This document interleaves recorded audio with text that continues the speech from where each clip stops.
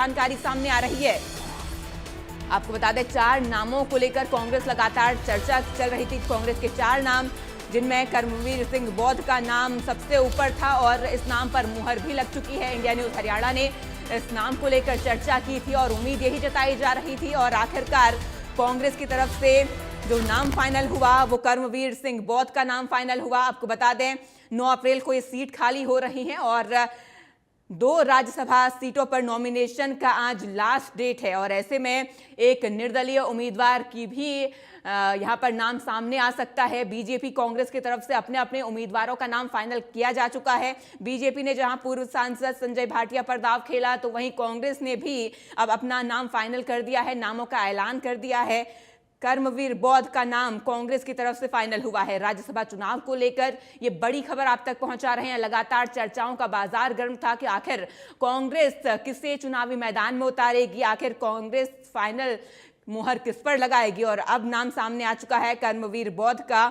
9 अप्रैल को 2 राज्यसभा की सीटें खाली होनी है। बीजेपी और कांग्रेस दोनों ही प्रबल दावेदार हैं और दोनों की तरफ से अब उम्मीदवारों की घोषणा भी की जा चुकी है। लेकिन इस बीच ये बड़ी खबर सामने आ रही है, सूत्रों के हवाले से जानकारी है, एक निर्दलीय उम्मीदवार भी राज्यसभा के इन चुनाव में खड़ा हो सकता है। बीजेपी कांग्रेस ने राज्यसभा के उम्मीदवारों का ऐलान कर दिया है। जहां बीजेपी ने पूर्व सांसद संजय भाटिया पर दांव खेला है, तो अब कांग्रेस ने कर्मवीर बौद्ध का नाम फाइनल कर दिया है। और प्रमुख रूप से कांग्रेस माने जा रहा है कि कांग्रेस के 3 कारण हैं। पहला, वे अनुसूचित जाति से सामने आते हैं। दूसरा कारण ये भी माना जा रहा है, हरियाणा विधानसभा के पूर्व सचिव भी वे रह चुके हैं। और तीसरा कारण सबसे अहम, ये बीते साल हरियाणा की राजनीति में भूचाल ला देने वाले आईपीएस वाई पूरन कुमार सुसाइड केस में कथित आंदोलन के वे अगुवाई बने हुए थे।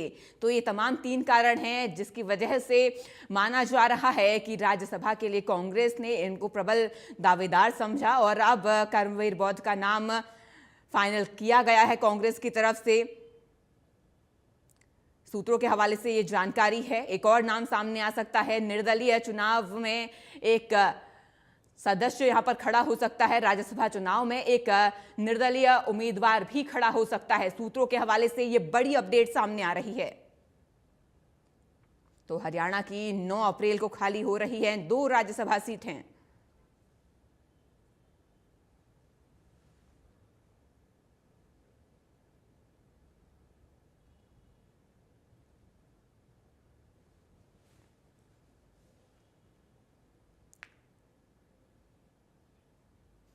और इस खबर पर अधिक जानकारी के साथ हमारी सहयोगी साक्षी शर्मा हमारे साथ जुड़ चुकी हैं। साक्षी, देखिए, जिस तरीके से कांग्रेस और बीजेपी के उम्मीदवारों को लेकर लंबे वक्त से खींचतान चल रही थी, नाम सामने नहीं आ रहे थे कांग्रेस की तरफ से, और अब आखिरकार जब कांग्रेस की तरफ से कर्मवीर बौद्ध की घोषणा हो चुकी है, नाम का ऐलान हो चुका है, उसके बाद ये भी सूत्रों के हवाले से खबर है, एक निर्दलीय उम्मीदवार इस राज्यसभा चुनाव में उतरने जा रहा है। जी बिल्कुल, देखिए आपको बता दें कि हरियाणा में 2 सीटों पर राज्यसभा चुनाव होना है। हरियाणा की 2 सीट्स, जिसमें राज्यसभा सांसद किरण चौधरी और रामचंद्र जांगड़ा, इन दोनों का ही जो कार्यकाल है वो पूरा हो रहा है और इन दोनों ही सीट्स पर बीजेपी और कांग्रेस ने अपने अपने उम्मीदवार जो है वो उतार दिए हैं। बीजेपी ने जहां पहले ही संजय भाटिया को अपने उम्मीदवार के रूप में उतारा था, तो वहीं कांग्रेस ने आज जो है अब से कुछ देर पहले ही अपनी जो लिस्ट है वो जारी की है और इसमें कर्मवीर बौद्ध के नाम पर अपना जो दाव है वो खेला है। और इंडिया न्यूज हरियाणा की खबर पर मुहर भी लगी है, क्योंकि कल दोपहर से ही इंडिया न्यूज हरियाणा पर कर्मवीर बौद्ध का नाम जो है वो इंडिया न्यूज हरियाणा की टीम के माध्यम से दिखा दिया गया था। और अब कांग्रेस ने जो फाइनल लिस्ट है वो जारी कर दी है और जिस तरह से आप भी बहुत सारे कारण जो है वो बता रहे थे, ऐसे समुदाय से आते हैं और वाई पूरन कुमार के केस में इन्होंने अहम भूमिका जो है वो निभाई थी। इसी के साथ साथ आपको बता दें कि आला कमान से ही इनका जो नाम है, इनके नाम पर मुहर लगकर आई है और इसी के साथ सबसे अहम बात ये भी है कि ये किसी भी गुट से ताल्लुक नहीं रखते हैं।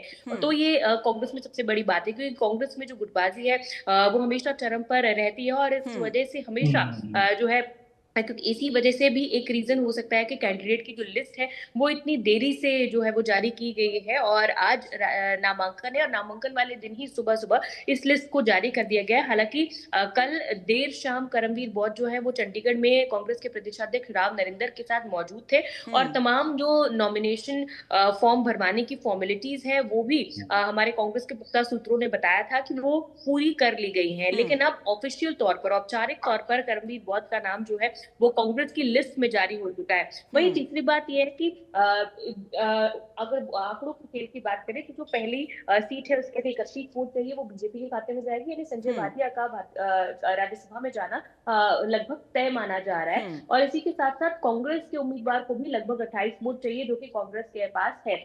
लेकिन इसके अलावा अगर किसी तीसरे निर्दलीय उम्मीदवार की राज्यसभा चुनावों में एंट्री होती है, जो एंट्री होनी लगभग तय मानी जा रही है, पुख्ता सूत्र ये बता रहे हैं कि राज्यसभा चुनाव में तीसरा निर्दलीय उम्मीदवार जो है वो भी उतर सकता है, और उम्मीदवार आने से जो मुकाबला है ये बहुत रोचक हो सकता है, क्योंकि चुनाव सिर्फ 2 सीटों पर है, और निर्दलीय उम्मीदवार आने से जो कांग्रेस उम्मीदवार है उनके लिए जो चुनौती है वो लगातार बढ़ सकती है। क्रॉस वोटिंग का जो डर है वो भी लगातार बना हुआ है। तो इन तमाम चीजों को लेकर जो है मुकाबला है काफी रोचक हो सकता है। हालांकि तीसरा निर्दलीय उम्मीदवार कौन होगा, इसको लेकर फिलहाल भी पत्ते जो है वो नहीं खोले गए हैं, और अगर 3 उम्मीदवार मैदान में आते हैं तो काफी रोचक मुकाबला ये राज्यसभा चुनावों का रहने वाला है। बीजेपी संजय भाटिया का जहां एक और जाना तय माना जा रहा है, वहीं करमवीर बौद्ध के पास भी कांग्रेस के जो है दूसरी सीट के लिए लगभग 28 वोट चाहिए, और वो वोट पूरे हैं, लगभग कुछ एक्स्ट्रा वोट्स ही कांग्रेस के पास भी हैं। लेकिन अगर निर्दलीय उम्मीदवार चुनाव मैदान में उतर रहे हैं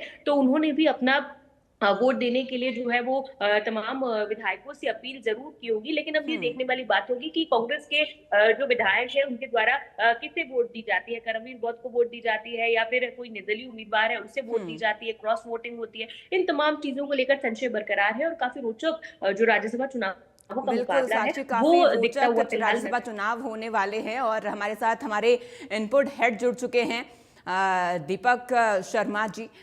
सर देखिए, जिस तरीके से हमारी सहयोगी साक्षी ने भी बताया कि अभी तक तीसरे उम्मीदवार के नाम की घोषणा नहीं हुई है, अब तक नाम सामने नहीं आया, लेकिन अगर चर्चाओं के बाजार की बात करें तो चर्चाओं किनके नाम पर इस वक्त हो रही है हमारे बाजार में? जी बिल्कुल, अगर हम नंबर गेम्स की बात करें, क्योंकि ये एक अहम हो जाता है, और जिस तरह से साक्षी भी बता रहे थे कि तीसरा उम्मीदवार पहला, उन्होंने बताया पहला अगर बात करें बीजेपी ने अपना उम्मीदवार उतारा संजय भाटिया, जो राज्यसभा में जाना लगभग तय है क्योंकि वो नंबर्स हैं बीजेपी के पास। दूसरी सीट पे बात करें तो कांग्रेस ने अपने उम्मीदवार उतारे करमवीर बौद्ध, वो भी कांग्रेस के पास नंबर्स हैं करमवीर बौद्ध को राज्यसभा पहुंचाने के लिए, लेकिन कांग्रेस में हमेशा अगर आ जाता है, अगर इसलिए आपसी गुटबाजी, नाराजगी। हालांकि करमवीर बौद्ध की बात करें तो वो आपसी गुटबाजी का कभी हरियाणा में हिस्सा नहीं रहा, जिस तरीके से अभी साक्षी भी बता रहे थे। क्योंकि कारण यह है, करमवीर बौद्ध जो कि हरियाणा के रोहतक जिले के महम के रहने वाले, हम बात कर रहे थे, वो चंडीगढ़ सचिवालय से लेकर विभिन्न विभागों में अपना कार्यरत रह चुके हैं। उसके बाद रिटायरमेंट के बाद उन्होंने पार्टी मुख्यालय में रह करके दलित, पिछड़ा वर्ग, SC/ST की आवाज उठाई है। राहुल गांधी के जो गुड फेथ में माना जाता है करमवीर बौद्ध, उन्हें पार्टी हाईकमान की तरफ से यहाँ पर भेजा गया है। लेकिन हरियाणा में कांग्रेस के अंदर आपसी नाराजगी इसको लेकर के जरूर आ रही है, क्योंकि कई लोग थे जो प्रयास कर रहे थे। उदय भान भी थे जब पार्टी की तरफ से शुरुआत में, अगर बात करें तो विजेंद्र सिंह, हालांकि कोई नाराजगी नहीं है उनके अंदर अभी, राव दान सिंह ने भी प्रयास करा, उदय भान ने भी प्रयास करा, ये तमाम प्रयास थे, उनकी बात नहीं बनी। करमवीर बौद्ध का नाम तय हो गया था, कल ही इंडिया न्यूज हरियाणा ने सबसे पहले बताया था। लेकिन अब इसके बाद पार्टी में नाराजगी जरूर आ सकती है, और उसी नाराजगी को लेकर के अपनी रणनीति दूसरे लोग भी बना रहे हैं।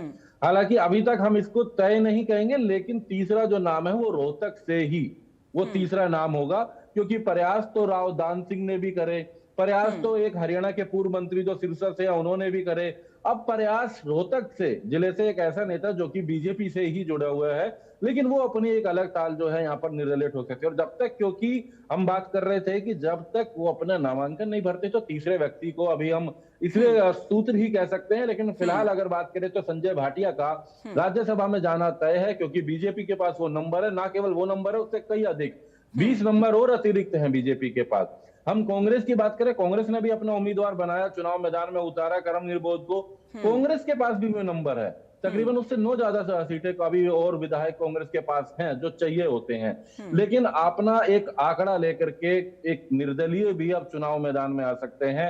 हालांकि कांग्रेस के पास नंबर है, लेकिन कांग्रेस की गुटबाजी, कांग्रेस की लड़ाई, नाराजगी इसका फायदा उठा करके एक तीसरा उम्मीदवार मैदान में आ सकता है। और अगर तीसरा चुनाव मैदान में आ जाता है, जिस तरीके से बताया कि वो रोहतक जिले का ही रहने वाला है, जिस जिले से करमवीर बोध आते हैं, हालांकि वो अभी तक बीजेपी से जुड़े रहे हैं, लेकिन जो भी तीसरा आएगा उसको कहना कि बीजेपी का सपोर्ट जरूर चाहिए होगा, वो तमाम बातें जरूर ना तय होगी होंगी। कांग्रेस में उसे कम से कम एक बड़ी क्रॉस वोटिंग की कहीं ना कहीं उसे जरूरत पड़ेगी। ये तमाम चीजें रहती हैं अक्सर कांग्रेस में, हमने देखा भी है। पिछले अगर हम एक दशक की बात करें, जितने भी चुनाव हरियाणा में हुए राज्यसभा को लेकर, एक दीपेंद्र हुड्डा वाला है जो सीधा सीधा गया था, जिनका कार्यकाल आज खत्म होने पर चुनाव हो रहा है, क्योंकि दीपेंद्र हुड्डा ने लोकसभा चुनाव के दौरान इस्तीफा दे दिया था राज्यसभा से और उनकी जगह किरण चौधरी को, जो बीजेपी के जिसमें शामिल हुई थी, उन्हें राज्यसभा में भेजा गया था। लेकिन कार्यकाल दीपेंद्र हुड्डा का यहीं तक का था और इसीलिए उस सीट पर अब चुनाव हो रहा है। एक वही चुनाव था जो सीधा सीधा गया था कांग्रेस के लिए। बाकी कहीं ना कहीं चुनौती रही है, चाहे आर के आनंद की बात करें हम, या फिर और जो चुनाव हुआ हरियाणा में, कई बड़े मुद्दे रहे राज्यसभा को लेकर। और अब यही इस बार नजर आ रहा है, जहां बीजेपी के नंबर्स पूरे हैं। बीजेपी का संजय भाटिया का लगभग जाना तय माना जा रहा है। कांग्रेस के पास अपने नंबर्स पूरे हैं। नंबर्स पूरे होने के बावजूद भी तीसरा उम्मीदवार चुनाव मैदान में आने की तैयारी कर रहा है कांग्रेस उम्मीदवार के सामने, जिस तरह की अभी साक्षी भी बात रख रहे थे। तो फिलहाल रहा इतनी आसान करमवीर बोध की रहने वाली नहीं है। नंबर्स बहुत है, लेकिन कहीं ना कहीं चिंता जरूर रह सकती है। फिलहाल करमवीर बोध को कांग्रेस पार्टी ने अपना उम्मीदवार बना दिया है इंतजार के बाद। करमवीर बोध जो कि मुलाना विधानसभा से भी खुद को दावेदार मान रहे थे, अंबाला की मुलाना की जो विधानसभा सीट है वहां से अपने आपको उम्मीदवारी के तौर पर दावेदारी उन्होंने रखी थी विधानसभा चुनावों में। लेकिन क्योंकि सिटिंग गेटिंग की बात कांग्रेस पार्टी में आई थी, तो ऐसे में वरुण मुलाना, क्योंकि वहां से विधायक थे, उस वो लोकसभा में आ गए थे, तो वरुण मुलाना की पत्नी को उम्मीदवार बनाया गया था। इसलिए करमवीर बोध को उस समय ये जिम्मेदारी नहीं मिली थी। दावेदारी तो थी लेकिन उम्मीदवार नहीं बनाया गया था। और करमवीर बोध लगातार पार्टी के लिए काम कर रहे थे, चाहे हिमाचल की बात करें हम, हिमाचल के साथ साथ उत्तराखंड की बात करें, वहां पर उन्हें कई अलग अलग जिम्मेदारियां दी गई। दिल्ली में लगातार पार्टी के लिए आवाज उठाते थे, पिछड़े वर्ग SC ST की आवाज उठाते थे करमवीर बोध। हरियाणा में भी हमने उनको, जब वाई पूरन कुमार IPS की मौत का मामला था तो उस समय विरोध प्रदर्शन धरने के यहाँ पर देखा था। जब राहुल गांधी पहुंचे थे वाई पूरन कुमार के यहाँ पर, तब भी करमवीर बोध साथ में थे, उन्होंने ही यहाँ पर रिसीव किया था राहुल गांधी को। तो राहुल गांधी की ये कॉन्फिडेंस है, उनकी पार्टी हाईकमान की तरफ से अगर बात करें, करमवीर बोध को भेजा गया है हरियाणा में राज्यसभा का उम्मीदवार बना करके, जिसके लिए अब से कुछ देर के बाद करमवीर बोध अपना नामांकन भरेंगे। 11 बजे उन्हें पार्टी दफ्तर में मौजूद रहना, जिसके विषय में अगर बात की जाए तो साक्षी भी अभी बात कर रहे थे। जी बिल्कुल, बेहद रोचक इस बार के राज्यसभा के ये चुनाव होने वाले हैं। दीपक और साक्षी, आपका जुड़ने के लिए और तमाम जानकारी हम तक पहुंचाने के लिए शुक्रिया। इसी के साथ अब खबरों में आगे बढ़ेंगे। इस वक्त की बड़ी और अहम जानकारी आप तक पहुंचा रहे हैं, तो ये बड़ी अपडेट, बड़ी जानकारी, इस वक्त की ब्रेकिंग न्यूज आप तक पहुंचा रहे हैं। चंडीगढ़ से खबर है, राज्यसभा चुनाव से जुड़ी हुई इस वक्त की बड़ी और अहम जानकारी। राज्यसभा चुनाव के नामांकन की आखिरी तारीख आज। बीजेपी प्रत्याशी संजय भाटिया भरेंगे नामांकन। तो आज नामांकन की आखिरी तारीख, सुबह 11 बजे संजय भाटिया अपना नामांकन भरेंगे। बीजेपी प्रत्याशी संजय भाटिया भरेंगे नामांकन। तो आज नामांकन की आखिरी तारीख है और आज नामांकन होगा। बीजेपी से संजय भाटिया अपना नामांकन आज दाखिल करेंगे। राज्यसभा चुनाव से जुड़ी हुई इस वक्त की ये बड़ी और अहम जानकारी। राज्यसभा चुनाव के नामांकन की आज आखिरी तारीख है और बीजेपी प्रत्याशी संजय भाटिया आज अपना नामांकन भरेंगे। सुबह 11 बजे संजय भाटिया भरेंगे नामांकन। हरियाणा में राज्यसभा सीटों का नॉमिनेशन और आज लास्ट डेट है, आज नॉमिनेशन होगा, नामांकन भरा जाएगा। आज नामांकन की आखिरी तारीख है और संजय भाटिया बीजेपी से प्रत्याशी आज अपना नामांकन दाखिल करेंगे।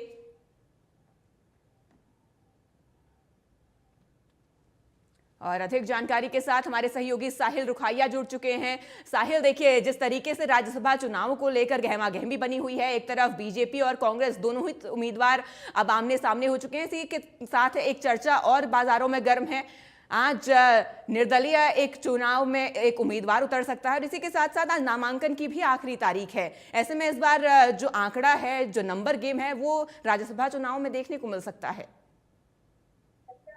बिल्कुल राज्यसभा की 2 सीटें जो है हरियाणा की खाली हुई है। जिस तरीके से 9 अप्रैल को रामचंद्र जांगड़ा और किरण चौधरी का कार्यकाल जो है वो खत्म हो रहा है। उससे पहले जिस तरीके से 16 मार्च को चुनाव होना है और आज नॉमिनेशन की आखिरी तारीख है।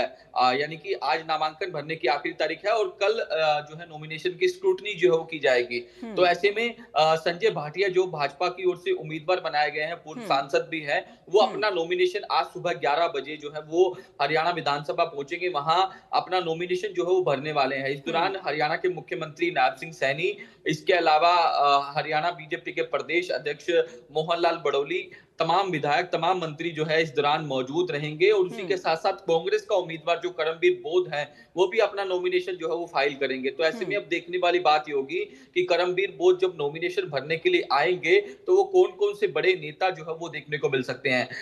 हरियाणा की सियासत में एक चर्चा भी जो है आज सुबह से लगातार हो रही है कि तीसरा कैंडिडेट जो है वो मैदान में आ सकता है, लेकिन अभी तक इस बात की क्लैरिटी नहीं है। क्योंकि दोनों जिस तरीके से जो भारतीय जनता पार्टी और बीजेपी की ओर से अपने अपने कैंडिडेट जो है उतार दिए गए हैं। दोनों अगर जिस तरीके से चुनाव होता है या फिर जिस तरीके से आज नॉमिनेशन भरने के बाद, क्योंकि नंबर जो है वो दोनों के पास पूरे हैं, अगर तीसरा कैंडिडेट आता है तो कहीं ना कहीं एक बड़ा खेला जो है वो होने की संभावना जो है वो इसे इनकार नहीं किया जा सकता। अगर नॉमिनेशन आज फाइल हो जाता है, कल स्क्रूटनी होती है, तो निर्विरोध जो है वो दोनों जो है वो चुने जाएंगे। अगर तीसरा आता है तो इसके लिए चुनाव जो है वो होगा। अगर भारतीय जनता पार्टी की बात कर ली जाए तो भारतीय जनता पार्टी के पास अपनी एक सीट के लिए 31 जो है वोट चाहिए विधायकों के, वो 31 का कोरम जो है वो पूरा है। बाकी रह गए अगर कांग्रेस की बात कर ली जाए तो कांग्रेस ने जिस तरीके से जो उम्मीदवार उतारा है करमबीर बोध, उसको लेकर भी कहीं ना कहीं जिस तरीके से चर्चाएं हैं कि अगर तीसरा कैंडिडेट आता है तो कांग्रेस के जो तमाम विधायक है वो क्रॉस वोटिंग कर सकते हैं। दूसरे तीसरा उम्मीदवार अगर मैदान में आएगा तो उसे 30 वोट जो है वो चाहिए होंगे।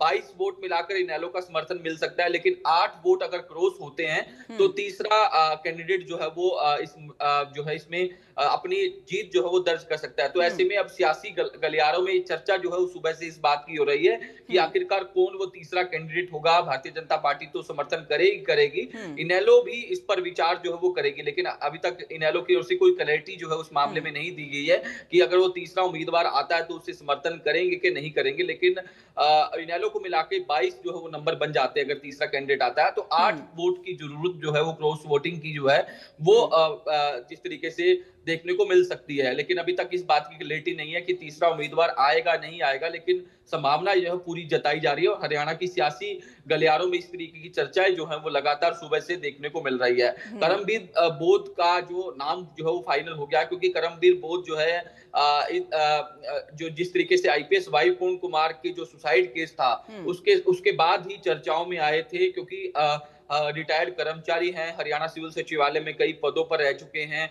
कई पदों पर उन्होंने जिस तरीके कई अहम जिम्मेदारियां जो है उनको दी गई थी और उन्होंने पद भी जिस तरीके से यहाँ संभाला, काफी साल तक जो है वो काम गए। उनकी पत्नी भी यहाँ सरकारी जिस तरीके से गवर्नमेंट एम्प्लॉय है, अब वो रिटायर हो चुके हैं। हरियाणा कांग्रेस के जो तमाम लीडर हैं उनमें भी ये चर्चा कि आखिरकार ये शख्स कौन है, क्योंकि बिल्कुल सभी में चर्चा है साहिल कि आखिर ये तीसरा शख्स कौन है जो राज्यसभा चुनाव में अपना नामांकन आज दाखिल कर सकता है और नंबर गेम यहाँ पर देखने को मिलेगा। साहिल, तमाम जानकारी हम तक पहुंचाने के लिए आपका शुक्रिया।